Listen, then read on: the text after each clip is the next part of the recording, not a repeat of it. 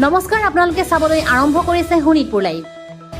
অসমৰ লগতে দেশজুৰি উলহ-মালহেৰে উদযাপন কৰা হৈছে বিশ্ব খনিকৰৰ বিশ্বকৰ্মা পূজা। শোণিতপুৰ জিলাৰ তেজপুৰ জলসম্পদ সংমণ্ডলৰ কাৰ্যালয়ত অনুষ্ঠিত হয় পূজা অৰ্চনা, নাম প্ৰসংগ আৰু ভোগ বিতৰণ। এই আয়োজনৰ দায়িত্বত আছিল শ্ৰী শ্ৰী বিশ্বকৰ্মা পূজা সমিতি।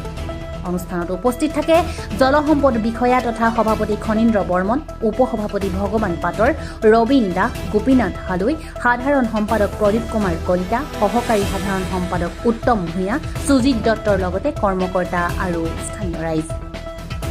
ইয়াৰ লগতে তেজপুৰ বিধানসভা সমষ্টিৰ বিধায়ক পৃথ্বীৰাজ ৰাভাই বিশেষভাৱে অংশ লয়। তেজপুৰৰ পৰা বিশ্বজিৎ দাসৰ ৰিপৰ্ট, শোণিতপুৰ লাইভ।